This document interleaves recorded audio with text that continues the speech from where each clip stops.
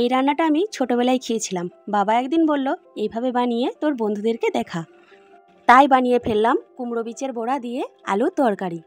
5 থেকে 6 ঘন্টা কুমড়ো বীজগুলি ভিজিয়ে রাখার পর একটা পেস্ট বানিয়ে নেব। কুমড়ো বীজের পেস্টের সাথে স্বাদমতো লবণ দিয়ে ভালোভাবে মিশিয়ে নেব। এবার একটা কড়াইয়ে অল্প সরষের তেল দিয়ে চামচের সাহায্যে কুমড়ো বীজের পেস্টটি অল্প অল্প করে দিয়ে দেবো।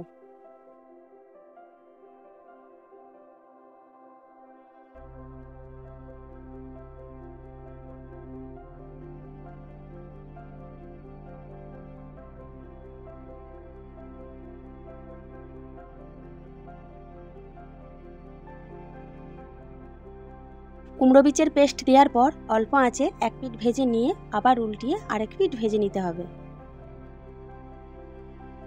এইভাবে সব কুমড়ো বীজের বড়াগুলি ভেজে নেওয়ার পর একটি পাত্রে তুলে রেখে দেবো।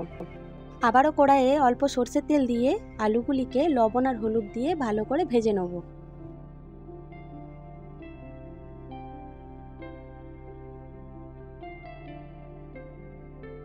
বেশ কিছুক্ষণ নাড়াচাড়া করে ভেজে নেওয়ার পর একটি পাত্রে তুলে রেখে দেবো।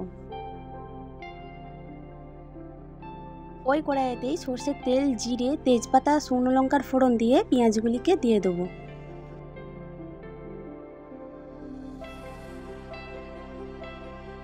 পেঁয়াজগুলি বেশ কিছুক্ষণ নাড়াচাড়া করে ভেজে নেওয়ার পর এরপর দিয়ে দেবো কুচিয়ে রাখা টমেটো।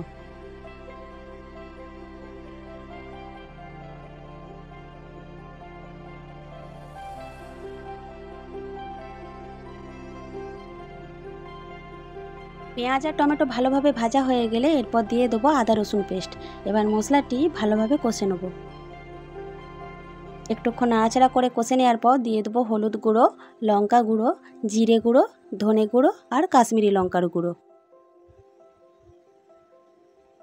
মশলাটি ভালোভাবে কষিয়ে নেওয়ার পর যখন মশলা থেকে তেল ছেড়ে উঠবে তখন দিয়ে দেবো আগে থেকে ভেজে রাখা আলুগুলি।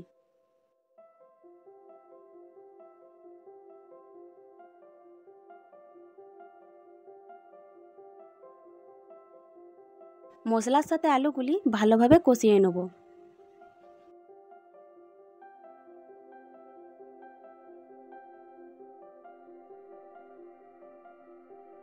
এরপর দেবো পরিমাণ মতো জল দিয়ে আবার একটু নাড়াচাড়া করে নেব।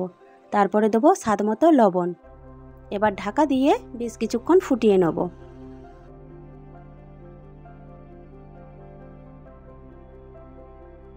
আলুগুলি সেদ্ধ হয়ে গেলে এরপর দিয়ে দেবো কুমড়ো বীজের বড়াগুলি। তারপরে দিয়ে দেবো স্বাদ মতো চিনি। ঢাকা দিয়ে 10 মিনিট ফুটিয়ে নেব।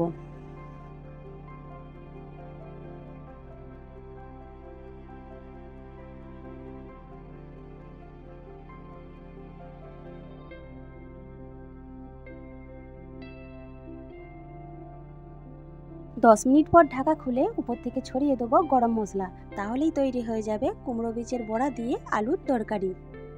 এটা পুরনো একটা রেসিপি, তো বন্ধুরা আপনারাও বাড়িতে বানিয়ে দেখতে পারেন। আশা করি ভালো লাগবে। কুমড়ো বীজের বড়া দিয়ে আলুর তরকারি রেসিপিটি আপনাদের কেমন লাগলো অবশ্যই কমেন্ট বক্সে কমেন্ট করে জানাবেন। ফেসবুক থেকে দেখলে পেজটি ফলো করে দিবেন, আর ইউটিউব থেকে দেখলে অবশ্যই আমার চ্যানেলটি সাবস্ক্রাইব করে দিবেন।